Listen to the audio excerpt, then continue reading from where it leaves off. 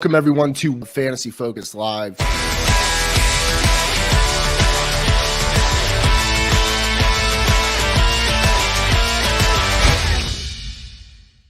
Hey folks, another episode of the Candlestick Kids Fantasy Football Podcast. I'm your host, Bobby Lamarco, and we are live on the Fantasy Focus YouTube channel. Today, as you can see, it's just me. That's right, I'm doing a quick solo pod today to do NFL game recaps from last week. Moving forward, I'll be stepping in for Sky and doing this with Jordan every Tuesday.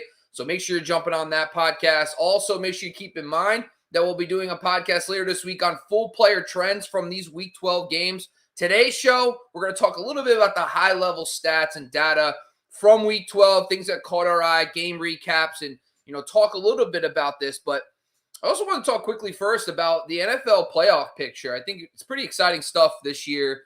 We're going to talk a little bit about that, some game recaps, and then if there's any questions at the end, we'll get to it. But once again, you're here to join us on the Candlestick Kids Fantasy Football Podcast. Make sure you're following us across the board, people. You're following us on Instagram. You're following us on YouTube at the Fantasy Focus YouTube channel. Make sure you're following us on Instagram. Myself at Fantasy Football X Factor on Instagram, Fantasy Focus, and also the TCK Pod _ Fantasy Football on there as well. Make sure you're also following us on Twitter, Sky Gawasco, Bobby Lamarco at Fantasy Focus. We're honestly posting content pretty much everywhere. Our podcast also, if you're watching on YouTube right now and you want to listen to the audio piece, we also download all our episodes basically on all your platforms, Spotify, through Apple Podcasts, etc. So make sure you're joining us across the board on there as well. But if you need more information, make sure you subscribe to us too, guys. On the bottom of your screen, you'll see all of our links there. But before we move on, we want to make sure that we're promoting one of our sponsors. It's actually BetOnline AG, because all our podcasts are brought to you by BetOnline AG through the Believe Podcast Network. So we'll jump into a quick commercial break, and then we're going to get in some NFL recaps, folks. I'm excited for today. We'll make this a quick blow through, but we're going to talk a little bit about some of the highlights of Week 12 right after this commercial break. BetOnline is back and better than ever. A new web interface for the rest of the NFL season and the NBA season.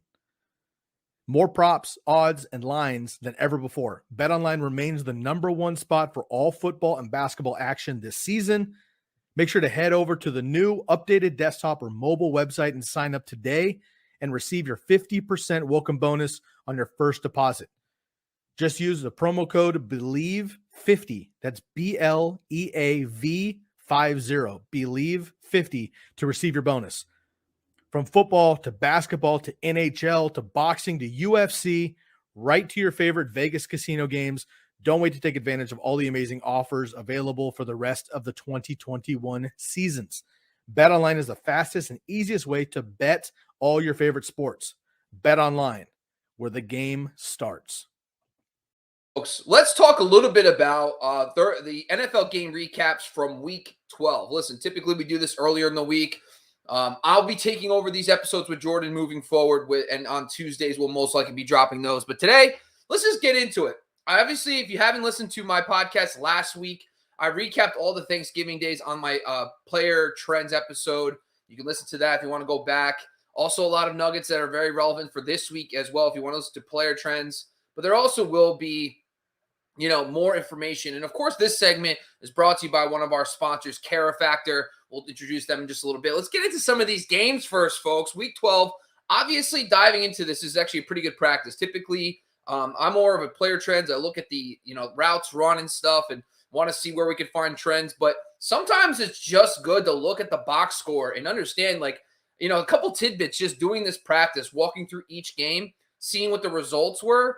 It kind of made me interested and piqued my interest a little bit about some players because they actually produce more than I actually thought. A lot of guys, if they don't have that monster week, they get overlooked. But if these guys are getting 5 for 85 and have a nice day, those guys are getting good usage, shouldn't be overlooked, but they do get overlooked because there's all those blow-up games. So I'm excited to talk through some of these right now. But another thing I want to talk a little quick about is the NFL playoff picture. I think one of the things that's really exciting about this year is that there really isn't that many dominant teams. There isn't that undefeated, one-loss team that's completely blowing the doors off everybody.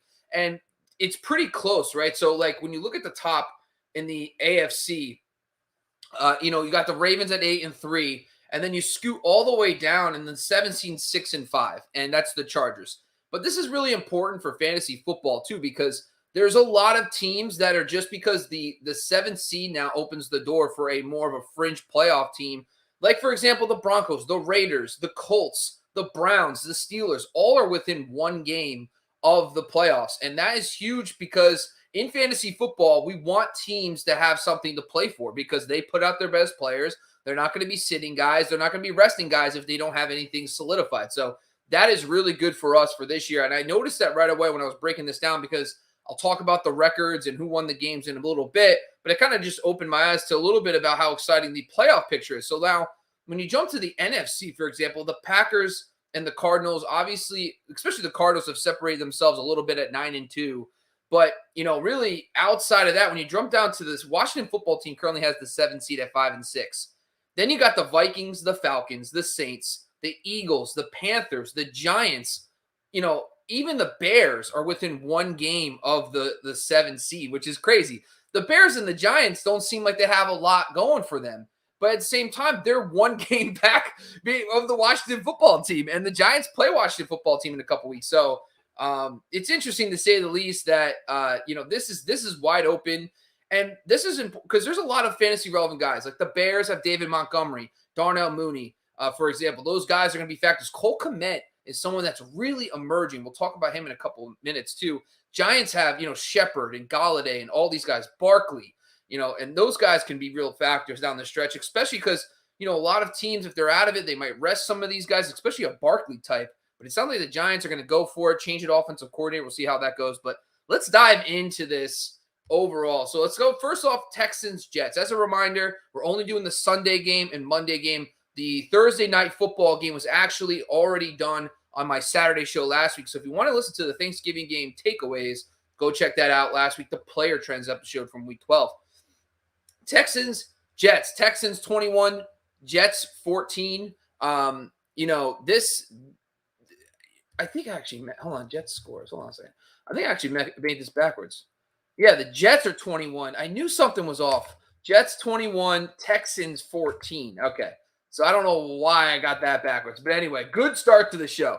At least the Texans, Zach Wilson got the dub. So obviously the Jets 21, Texans 14. My apologies.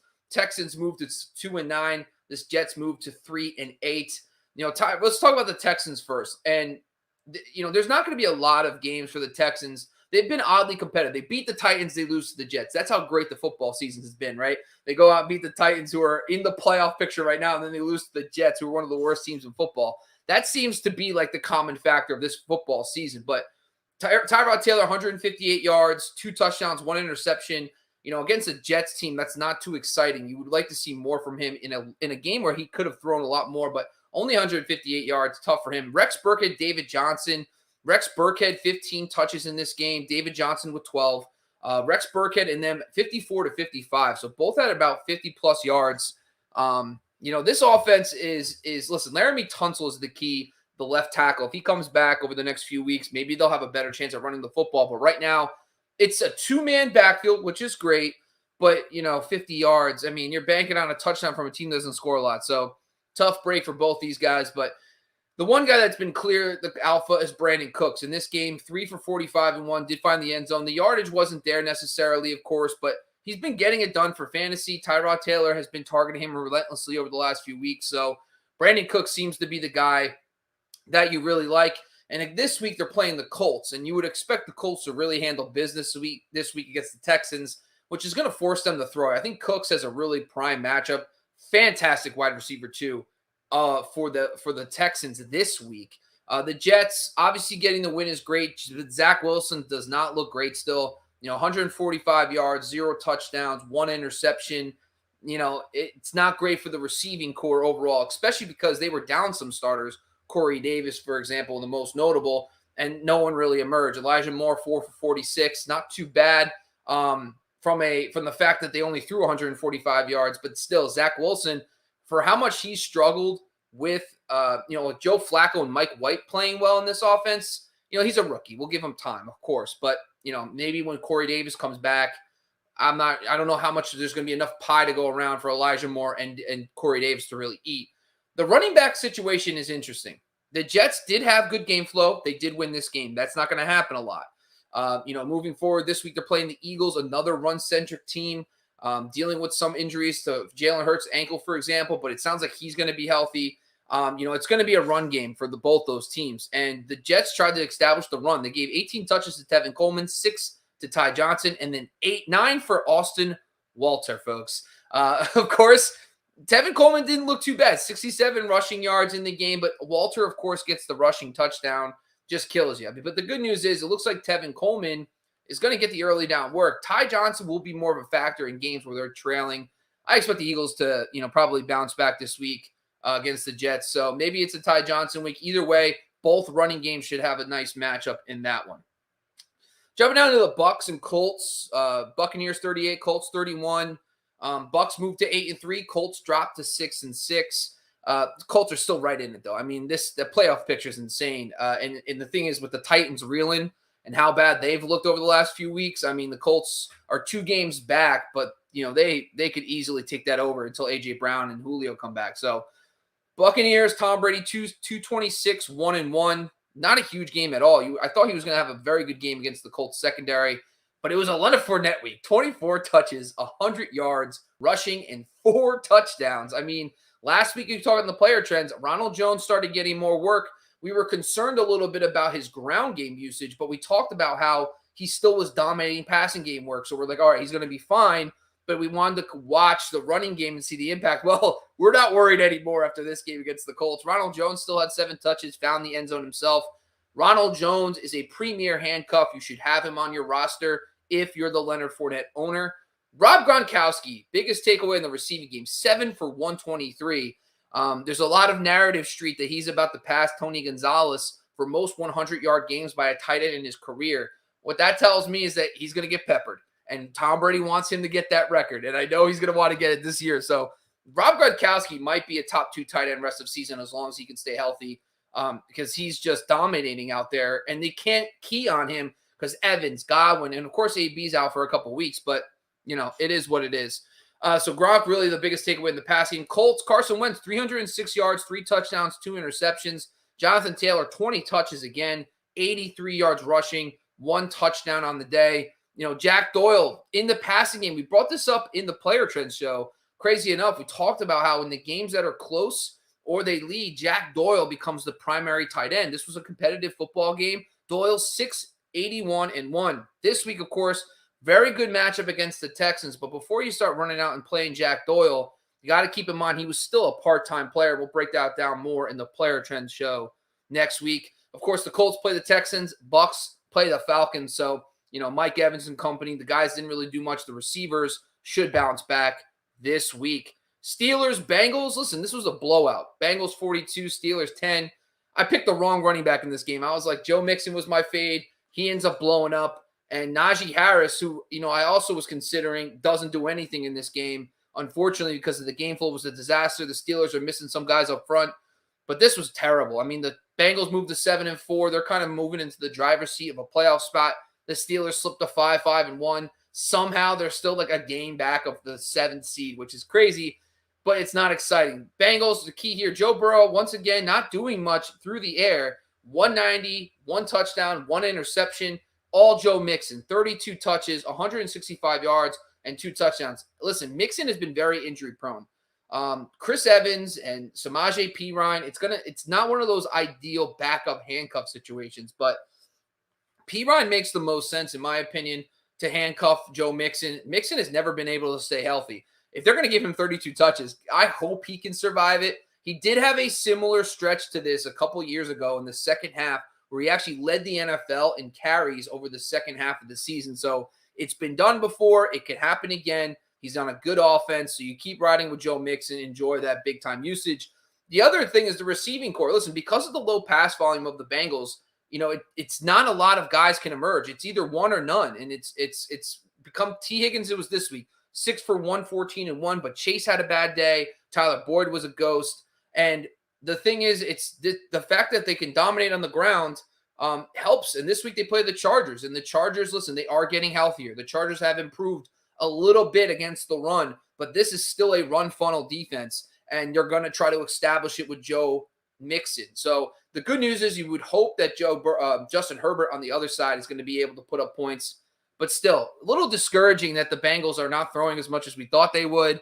But it's a winning formula. They're 7-4. They're going to keep doing it. So just keep that in mind for Chase, Higgins, and Boyd. Steelers, Ben Roethlisberger, 263, 1-2.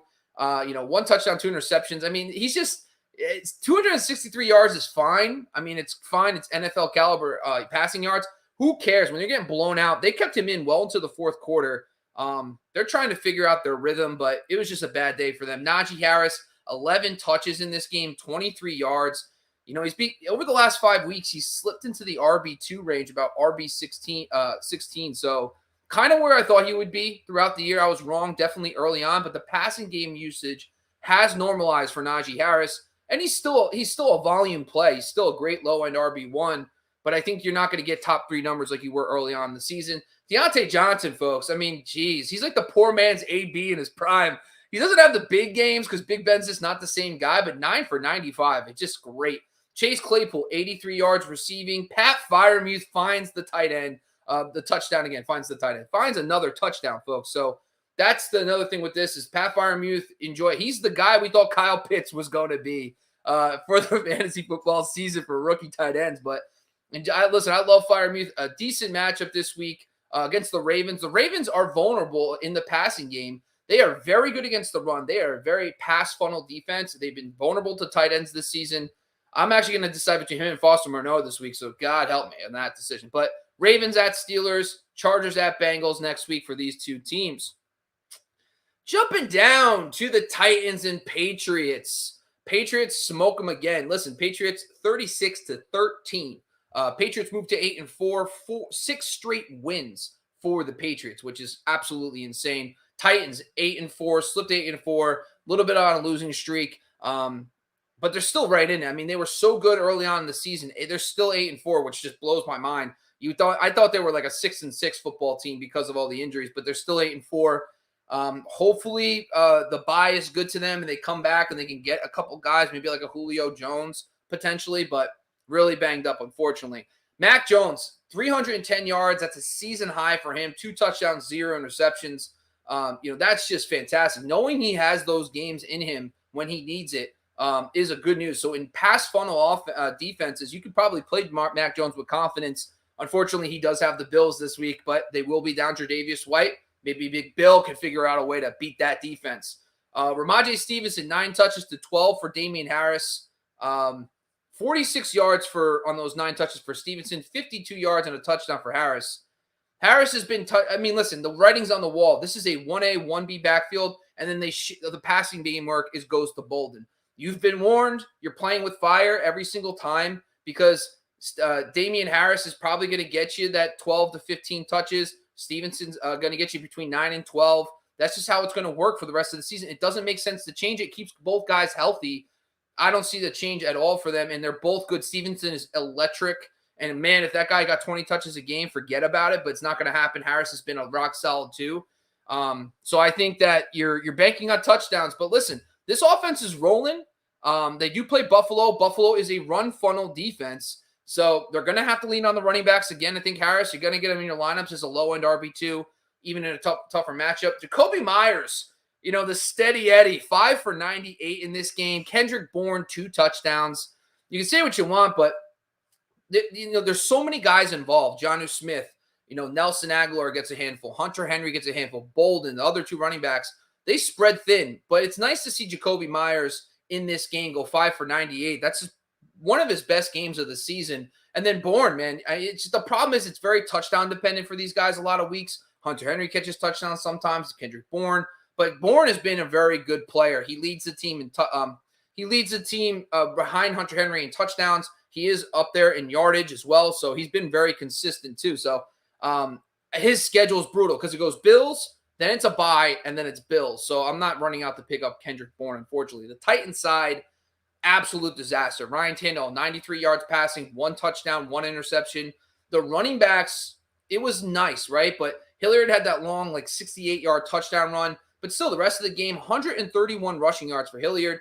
Foreman had 20 touches in this game, 109 rushing yards, 0 touchdowns. So Hilliard, in my opinion, still 13 touches, but it's going to be Foreman, and then McNichols is coming back. I will be interested to say, listen, McNichols is a journeyman in his own right. So Hilliard could have Wally pipped him. He could have gotten that job. And, with the lack of passing game weapons too, even though he wasn't featured in the game today, in the past game, I still think that Dontrell Hilliard could be someone that he's a hold. He's definitely a hold because the Titans want to run the football, and that's the way they stay competitive in most games, unlike this week. Finally, Nick Westbrook, Akina, 2 for 25 and 1. Not a big stat line, found the end zone, but he is the clear number one receiver on this team. So when the Titans come out of the bye, I believe they play the Jags. That could be, you could play Nick Westbrook, Akina as a borderline wide receiver 3 in that matchup. So the Titans do have a bye this week. They do play the Jags out of the bye. Then it's Patriots and Bills. All right, before we jump into some additional games, I want to take a quick commercial break for one of our sponsors. Of course, these NFL game recaps is brought to you by Care Factor, and we'll be right back after this commercial break. Hey, TCK Potters and Fantasy Focus community. Are you looking for options for hair loss? There are many options out there for treating it. However, most products treat the cause, such as DHT, and don't do much to support the growth of new and stronger hair. It's like removing harmful weeds from your lawn, but not doing much to fertilize the grass. That's why the Fantasy Focus and TCK team has partnered with CareFactor. CareFactor saw this problem and focused their research on finding just the right combination of biosynthetic growth factors and an innovative delivery system to promote fuller, stronger looking hair. So whether you're a listener who suffers from various forms of alopecia or even stress-related hair loss, the CareFactor treatment is the perfect scalp-friendly solution that can help and influence stronger and healthy hair throughout all stages of the hair life cycle. And now, exclusively for TCK listeners, use the promo code TCK at checkout to get 15% off all products at shop.mycarefactor.com. That's shop.mykerafactor.com. CareFactor, skincare for hair. All right, jumping into the Eagles versus the Giants. And, the Giants pulling off another win. You can say what you want. The Giants are in it to win it, man. They are 4-7. They improved to that. They're only a game behind the Washington football team for that last season. They play them later in the season. Eagles 5-7. I know these teams aren't pretty, but all these teams are still kind of in the hunt. This is a disappointing loss for the Eagles, of course. But at the same time, listen, this is still a lot of games left to play with the extra game this season. Daniel Jones, 202, 1 touchdown, 0 interceptions on the day.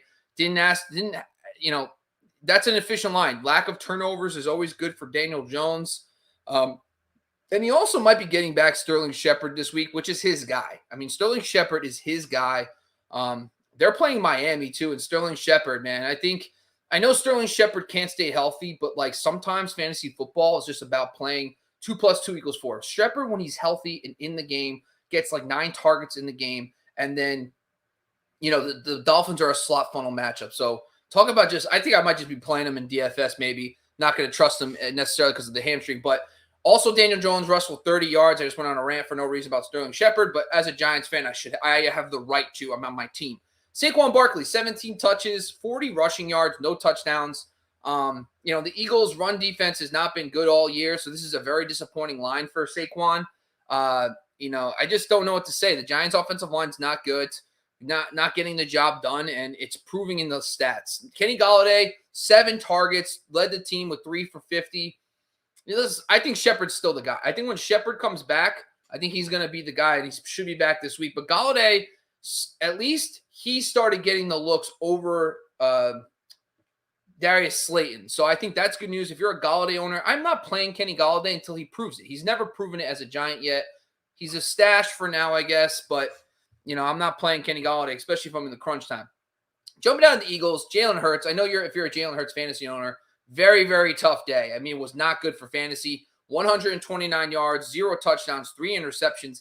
He also had 77 rushing yards, but if you watch that game, I mean, Nelson Aguilar dropped what would have been a touchdown at the end of the football game. And as bad as Jalen Hurts was, he would have had an additional 8 points on the week, and we wouldn't really be caring anymore. This guy's been awesome all year. He gets the Jets this week. You're going to keep rolling with him, even on a little bit of a bum ankle. Boston Scott, listen, 17 touches, 64 yards, touchdown, Miles Sanders, 10 touches, 64 yards of his own, comes out of the game again. And now he's practicing in full. I mean, it's very frustrating with Miles Sanders is because on Sunday, he can't stay in the game. But then Wednesday practice comes, he's practicing in full. It's just like very frustrating for Miles Sanders. The matchup he's got this week against the Jets, it's like almost one of those things where if you've held on to Miles Sanders all year and you've got him on your team, it's going to be tough to fade him as an RB3-2 range because the matchup's great and they want to run the football. So one day he's going to stay healthy. At some point, if you flip a coin enough, right, it's going to land on heads and him staying in the game, right? It lands on tails like every game this year, so whatever. Kenneth Gainwell, 3 catches for 32 yards, actually led the team. That's how bad it was for everybody. Smith was bad. Goddard's bad. I know it was a bad game. Listen, the Giants' defense is legit, especially in the secondary, so I wouldn't sweat it too much. They should bounce back against the Jets next week. Falcons, Jaguars. Falcons 21, Jaguars 14. Matt Ryan, the Falcons improved to 5-6, Jaguars 2-9. As ugly as it's been all year for the Falcons, they are tied for the last playoff seed.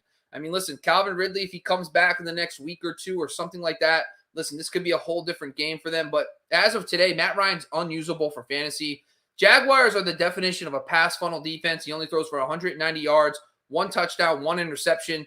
Cordell Patterson is an absolute stud. And we talked about this in the Player Trends show about the Mike Davis situation. We said because Mike Davis is falling behind the likes of Gallman and also behind Quadre Allison, forget about everybody else. It's good news for Cordell Patterson. And sure enough, 18 touches, 108 rushing yards, 2 touchdowns. Forget about it. Another guy we talked about on Player Trends is Russell Gage, 6 for 62 and 1. Gage is now healthy. Listen, this guy was dealing with the injury himself earlier in the year, and he's slowly emerging as a solid presence. And he's also now leading the team in routes. He's also playing inside and out. He's not playing all of the slots. So, this game very solid against the Jaguars. Next week he plays the Bucs. The Bucs have completely flipped the switch, though. They are not a complete dumpster fire in the secondary anymore. Over the last 5 weeks, they've been very good. So I think Russell Gage is still a wide receiver 3, but we'll have to break that down in Player Trends a little bit later in the week. Jaguars moved to 2-9, 3 straight losses. I mean, it is what it is. Trevor Lawrence, 228 yards, 1 touchdown, 1 interception, 39 on the ground. So not a terrible day, but still he's just not getting the juice. The one guy that matters, though, is James Robinson, 20 touches, 86 rushing yards, no touchdowns in this game.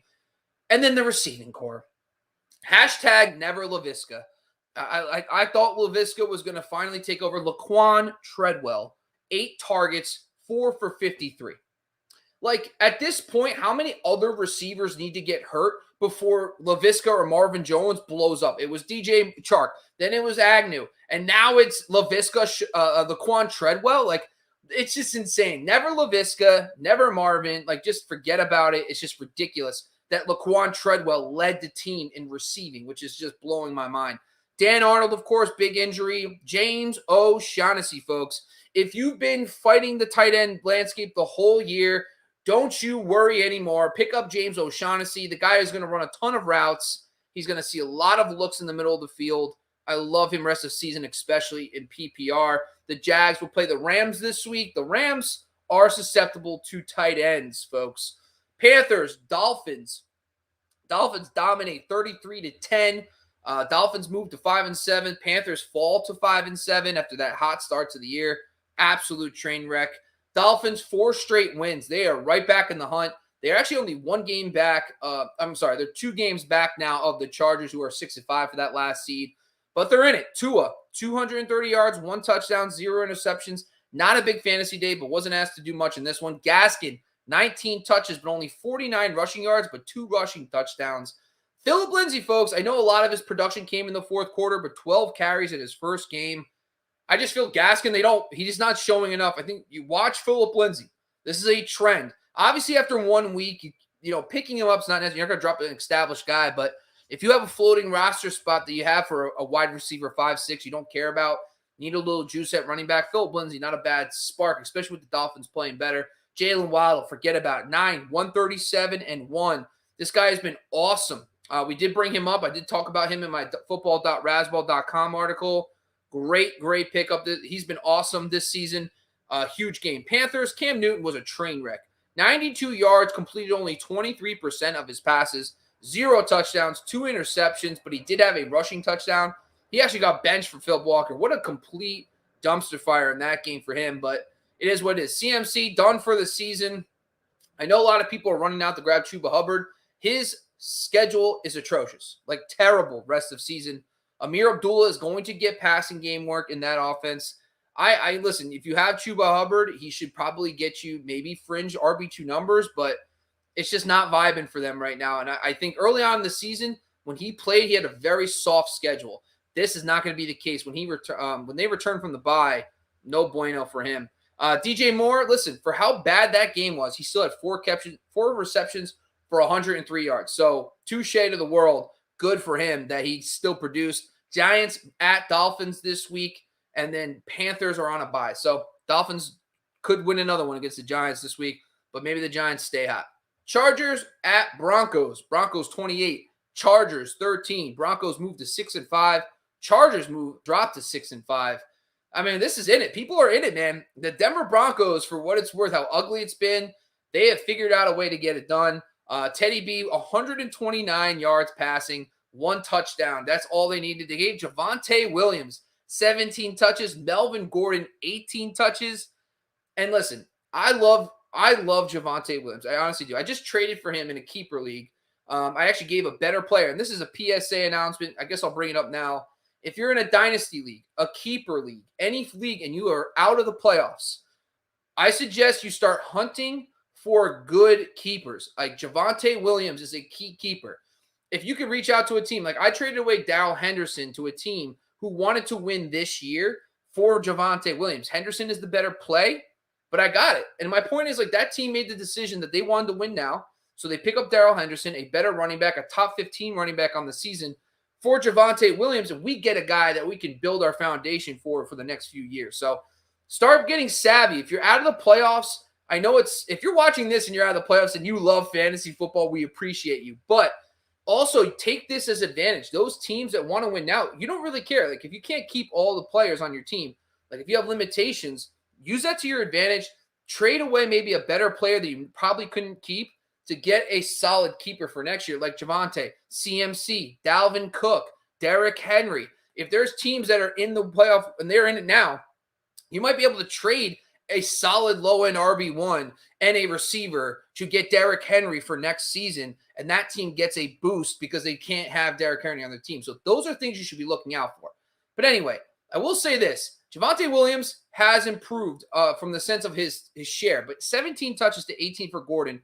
Gordon's not going anywhere. He also out-carried him. So when you look at the ground game stat, 54 rushing yards for Williams, 83 for Gordon. But this week, Williams finally found the touchdown. It's been a seesaw. Like some games, Javonte's looked better on the ground, and Gordon got the touchdown. This week, it was the opposite. Gordon is playing at a high level. So I know people want Javonte to be just all him.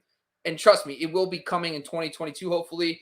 But the best thing about Javonte's game was his receiving work. 3 catches for 57 yards. He also had a lot more routes on the game than Gordon. So I do like that trend. We did talk about this prior to this week. So Javonte's on the way up. We love him, of course. Chargers, Justin Herbert in the loss, 303 yards, 2 touchdowns, 2 interceptions. Eckler, 18 touches, 31 rushing yards, though, and 1 touchdown. But then you got to love it. 6 for 68 and 1 through the receiving game.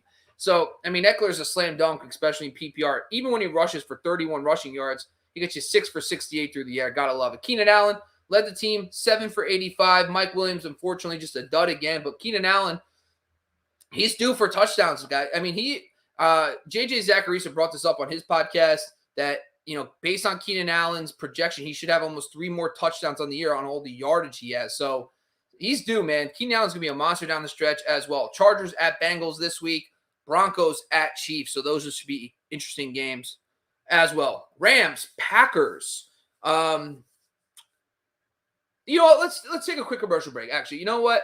Yeah, before we actually have a new sponsor we're excited about, before we jump into these later games, the later slate, let's talk quick commercial break for Lightbox, another one of our new sponsors. We'll be back right. Shout out to our new sponsor, Lightbox. Say goodbye to the dull gifts. Lightbox lab-grown diamonds are the brightest gift of the year. Using cutting-edge technology and innovative techniques, they've cracked the science of sparkle, creating the highest quality lab-grown diamonds you can find at a light price, $800 per carat. They have the same chemical makeup of natural diamonds, but are just grown in a lab. Because of their process, they can create stones of blush pink, beautiful blue, as well as classic white diamonds.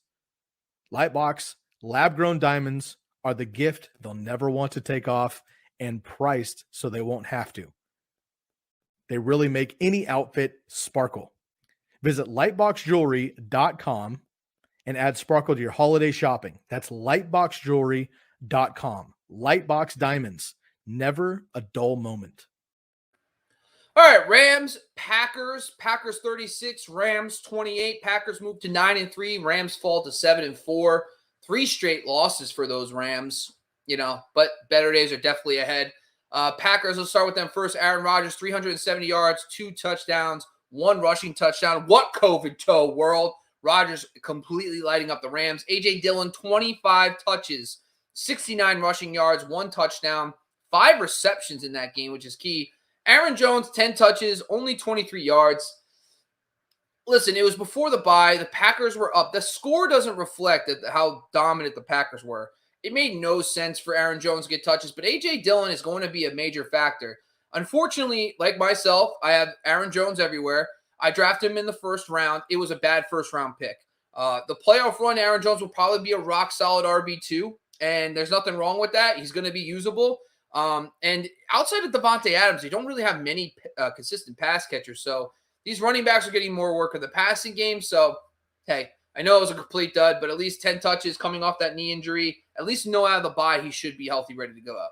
Javonte Adams, 8 for 104. I mean, talk about just auto start this guy. I mean, it's amazing how consistent he is, but not as dominant as last year. So that's interesting to say the least. Randall Cobb did get injured in this game, but before he left, 4 for 95 and 1. Listen, I don't know if Cobb's going to be – he was playing behind Lazard and MVS, but the production goes to him. So, him being out might boost one of those guys, but it's just a mess behind Javonte Adams, so I'm not chasing those points. Rams, Matthew Stafford, 300 yards, 3 touchdowns, 1 interception. The great thing about Stafford and company, they know how to play garbage time. So there's a lot of teams like the Jags who you just wish would be better in garbage time. At least the Rams know how to get it done in garbage time for us folks. So Daryl Henderson, 20 touches, 55 rushing yards, 1 total touchdown. The Packers game, it was not great for the ground game, but at least he found the end zone. Kupp, 7 for 96. Van Jefferson, 3 for 93 and 1. And Odell Beckham, 5 for 81 and 1. We did talk about how he was a solid wide receiver 3 this week if you needed him because of the matchup against the Packers, and he delivered. And the great thing about the Rams, they are such a target-focused offense. They don't branch out. There isn't rogue Johnny Mundid backup tight end. There isn't a 4th, 5th string running wide receiver catching passes. No, they get it to their guys. So I love that about the Rams. Next week, Jags face the Rams at home. So the Rams do have the Jags. Packers are on a bye. So Rams at home against the Jacksonville Jaguars. Should bounce back in the pass game, especially. Of course, Vikings, 49ers. 49ers 34, Vikings 26. 49ers move to 6-5. 3 straight wins for them. Vikings fall to 5-6, but they're still in the hunt. Tied for the Washington football team as well. Jimmy Garoppolo, 230 yards, 1 touchdown, 1 interception. Elijah Mitchell, 32 touches. I mean, I don't think that's possible. Listen, 49ers running backs can't stay healthy. 32 touches seems like a disaster. It seems like they should get somebody else involved, but if you have Elijah Mitchell, enjoy. 133 rushing yards, 1 touchdown on the day. Amazing. Deebo Samuel, 2 rushing touchdowns, but unfortunately he's going to be out for the next few weeks, but he was a stud. But if you have him, you should have him back. At least if you have a bye, by the time you have to play again in the playoffs, you'll get Deebo. Brandon Ayuk, 3 for 91. I think the biggest impact from the Deebo Samuel is that Brandon Ayuk might start getting more gadget, opportunities, but Juwan Jennings is somewhat of a sleeper. Big body, 6'3", has earned more playing time because of the injury to Mohamed Sanu. So that's good news. So Brandon Ayuk, though, 3 for 91, gets it done again. Vikings, Kirk Cousins, 238, 2 touchdowns, 1 interception. Dalvin Cook injured again, out for multiple weeks, most likely. Alexander Madison, this is why we handcuff. Try your best to get your handcuffs, guys. I mean, the Dalvin Cook CMC situation should tell you that, the Sony Michels, those guys need to be on the Daryl Henderson owners' rosters immediately, folks. Justin Jefferson, 4 for 83. Adam Thielen, 6 for 62 and 2. Of course, he catches 2 touchdowns. I was like, fade Adam Thielen this week. He gets 2 touchdowns. Hey, it is what it is. This week coming up, 49ers at Seahawks, Vikings at Lions. So, especially on the Vikings side, they should be able to handle business against Detroit. Alexander Madison season. Here we come. Sunday Night Football, Browns-Ravens. Ugly game. Ravens 16, Browns 10. I'm just going to come out and say it. The Browns would be better with Case Keenum than this version of Baker Mayfield. And Baker's a better quarterback than Case. I know that. But I'm going to say right now, today, Case Keenum is a better player than the bionic arm that whatever Baker Mayfield's doing out there. So, whatever. If you're trying to make the playoffs. Anyway, Ravens moved to 8-3. Browns moved to drop to 6-6. They're still right in it, too. I mean, crazy. Lamar Jackson, 165 yards, 1 touchdown, 4 interceptions, but 68 rushing yards. Not his best performance. This week he gets the Steelers. Hopefully he can bounce back. We'll see how that goes. Devonta Freeman, 17 touches. That's pretty good because Lat Murley only had 8 carries for 14 yards. Freeman was the much better player, 52 rushing yards. No touchdowns, unfortunately, for him, but that's 17 touches. Good news. So I think Devonta Freeman's still kind of that low RB2 flex range, but someone usable down the stretch. Mark Andrews, 4 for 65 and 1. They were really keen on Mark Andrews, and Lamar continued to go to him. So 4 for 65, not too bad. Marquise Brown, only a PPR play this week, 8 catches for 51 yards, but him and Mark Andrews, 10 targets apiece. It's like those 2 guys, and that's it. Bateman and Watkins kind of cancel each other out a little bit. So we'll see how that goes if they can bounce back against the Steelers. Browns, from a production standpoint, of course. Browns, Mayfield, 247, 1 touchdown. Nick Chubb, 10 touches in this game, only 16 rushing yards. Woof. Kareem Hunt, 7 touches, 20 rushing yards. Just not a great game from the Browns rushing game. But Jarvis Landry, this is something I thought was crazy. I didn't even know this until I started doing the research. 6 catches for 111 yards.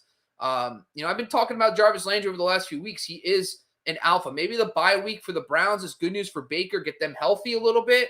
And Jarvis Landry in the right matchup is definitely a wide receiver 3. I mean, this week, the matchup was decent against the Ravens, who are out wide defense. And he plays about 50-50. So the 6 for 111, very encouraging. But, of course, the Browns are on bye this week as well. Last game, Seahawks, Washington football team. I got to tell you, I have Antonio Gibson everywhere. And just watching his resurgence, love it. Washington football team 17, Seahawks 15. Washington football team moves to 5-6 in the 7th seed of the playoffs. Crazy. Seahawks 3-8, still only 2 games back. Well, now it's 2.5.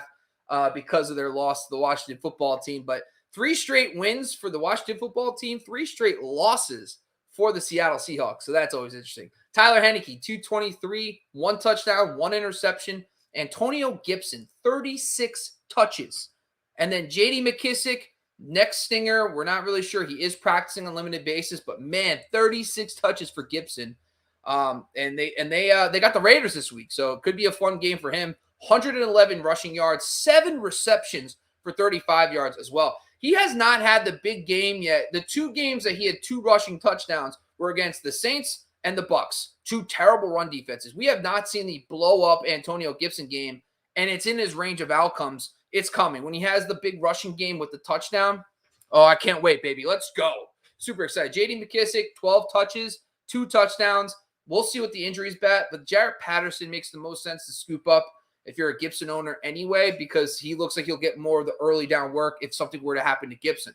Terry McLaurin, not much in the pass game for this week, 4 for 51. But like I said in the show prior, the player trends, Seattle is tough versus outside receivers, and McLaurin does dominate most on the outside, and that's showed for his slower game, so it makes sense. He'll probably be able to bounce back against the Raiders this week. We'll talk more about that as well. Seahawks, 3rd straight loss. Russell Wilson. The 247-2 does not justify how bad he played. I mean, he saved his fantasy day. He was right around 200 yards under 200 yards and 1 touchdown for almost the entire game. And then he gets that fourth quarter drive and he saves his fantasy day. Finishes as a top 10 QB. Touche, Russ. It is what it is. Alex Collins, 8 touches, 14 rushing yards. Whether you want to blame the offensive line, the bad offense, it's just whatever it is, it's not working. They want to run the football. Alex Collins, and he does have juice, but they signed Adrian Peterson, and don't be surprised now if AP takes half the work and then also takes over that job because it's just not working with Alex Collins. For whatever reason, how he runs or how it works, the ground game's broken, and now with Adrian Peterson in the fold, no bueno. Tyler Lockett, 3 for 96. Made 2 really big catches in this game that saved his fantasy day, but it's Tyler Lockett's the only one really kind of succeeding each week, which is interesting. DK Metcalf, 1 for 13. Squeaky wheel's going to get that grease. Maybe this week against the 49ers, we'll see. We'll talk a little bit more about that. The Seahawks are at home versus the 49ers. Washington football team on the road against the Raiders. All right, folks. I don't even know how that took 45 minutes. But those are our NFL game recaps for this week. These were brought to you by Care Factor. Before we go, I just want to answer some quick questions throughout. But let's just talk. I'm going to take a quick break for one of our sponsors, Jersey Jungle. We'll be back right after this. Are you a merchandise maniac or jersey junkie like myself?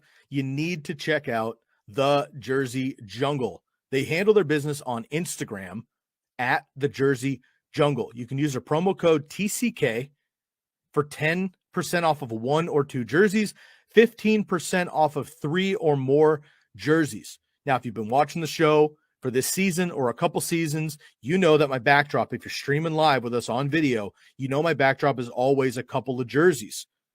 Those jerseys are coming from the Jersey Jungle. They're high quality stitch and twill jerseys. I collect NFL jerseys, but I'm also a baseball guy. So I have baseball jerseys as well. I collect Hall of Fame jerseys. I have a Jackie Robinson. I have a Ken Griffey Jr. I have a Willie Mays jersey. I got a Shohei Ohtani jersey as well because the guy has been absolutely on fire. Go get yourself a jersey. Basketball, baseball, hockey, football, college. They got rookies as well. Home, away. They have customs, they have camouflage, whatever you're feeling, retro jerseys from any sport. Go hit up the Jersey Jungle on Instagram. DM the Jersey Jungle. Use the promo code TCK for 10% off of 1 or 2 jerseys, 15% off of 3 jerseys. These are already half price that you're going to find on the websites. They're high quality, stitch and twill, game authentic jerseys. Go check them out. The Jersey Jungle on Instagram. All right, folks, let's answer some questions before we head out of here. I'm just going to pull up some of my handy-dandy spreadsheets, and we're going to answer some of these quick listener questions, and we'll get out of here. Watch some Thursday Night Football tonight. Pretty excited. If you want to hear our breakdown of the Thursday Night Football game, me and Buck did that yesterday, so feel free to dial back on the episode. But first question comes from Mark. Mark, what's going on? Higgins, Lamb, Hollywood, and Metcalf need 1 wide receiver and 1 flex. Lamb is in. You're not sitting Lamb against New Orleans, especially with Amari Cooper kind of cough, dealing with whatever he's got right now. So definitely going to go with Lamb in this one. Then it's Higgins, Hollywood, and Metcalf. And let's break this down here real quick. So Baltimore has Pittsburgh, tough matchup. Higgins, Cincinnati, has a decent matchup on the outside against the Chargers. But he's, of course, splitting work as a crapshoot. And then Metcalf, San Francisco, is tough against outside receivers, man. This is tough. I know it's Lamb. And I'm actually going to go with Hollywood Brown if Joe Hayden is out. If Joe Hayden is in, I'm actually going to go T. Higgins. Believe it or not. A DK Metcalf is probably going to burn me. Actually, you know what? Whatever. Let's just take a moment. Let's do this, Mark. Mark, we're going to do this for you. I'm going to actually take a look at DK, but I'm not sure about DK because DK, the matchup says he should not be a good play this week, but squeaky wheel. But let's just see how he's been against the 49ers. 4 for 65 and 1 earlier this year against the 49ers. Last year, he went 3 for 21 and 161 and 2. Yeah, you know what? Screw it. Metcalf and Lamb. There you go. Hi, Scott. I think we got your jersey in. I got to talk to Sky. Scott won our jersey giveaway for our FanDuel challenge this weekend. That was awesome, Scott. Great job, buddy. In a standard, would you play Chase or sub in Moody? I'm playing Jamar Chase over Darnell Mooney this week. I am not hesitating there. Dan, Knox or Logan Thomas? Logan Thomas for us. Check out Buck and my show yesterday, guys. We talk about Logan Thomas, one of our favorite tight end starts this week. Trey S. Evening, brother. Evening, Trey. Full PPR, choose 2. James Conner, Elijah Mitchell, Darnell Henderson, and Mark Andrews. Also Burrow or Wilson this week. I'm going to go Joe Burrow.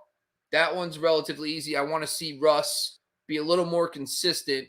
But before I do that, let's see. James Conner, Elijah Mitchell. I think it's going to probably be an easy one, right? So Arizona coming out of the bye.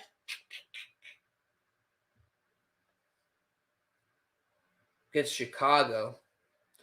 Still James Conner. Daryl Henderson, man, he did a good job on waivers, huh? I think Henderson at home makes a ton of sense, too. Full PPR. Jesus. It's one of the running backs. I think this is a tough call because San Francisco has Seattle on the road. They're technically the worst of the 3 matchups in my metric. But Seattle's very vulnerable against pass-catching running backs, but that's not really Elijah Mitchell's game. Maybe it's overthinking it. It's hard to sit the hot hand, though. Yeah, I'm actually going to go Mitchell and Henderson out of those 3. Believe it or not. I don't know why, but yeah, just the way it works, folks. And then Burrow as well. Hope that helps. Ace, what's up, dude? Would you do Myers for Freeman? Probably full PPR. I would rather have Myers, and standard in half, I'd rather have Freeman. Jerry, must win this week. Start 1. Murray at Chicago. Cousins at Detroit. Hill versus Dallas. Man, dude. Yeah, if Murray's unfortunately you got to make that decision. I think you wait for Kyler. You got to wait for Kyler. And if he's out, then you play Cousins. It's not a big deal. I don't think Cousins is a great play this week, but I'm waiting for Murray in this scenario. Absolutely. All right, boys, that's all we got for today, guys. Hope you guys enjoyed this show. We'll be back later this week for the player trends episode and the key injuries. Enjoy Thursday Night Football, guys. Going to be a fun one tonight. Saints, a lot of going on. God, Mari Cooper is going to be on all my benches, and I'm going to hate it when he scores a touchdown. But I'm looking forward to it. Once again, this podcast is on the Believe Podcast Network, on the Fantasy Focused YouTube channel, and also featured on the Fantasy Football Network. Shout out to our friends over there as well. Make sure you're following us on all our platforms, guys, but make sure you also know that this broadcast has been brought to you by BetOnline AG, a part of the Believe Podcast Network. So once again, I'm Bobby LaMarco. This is the Candlestick Kids Fantasy Football Podcast. Thank you for joining again. Guys, wishing nothing but luck in week 13.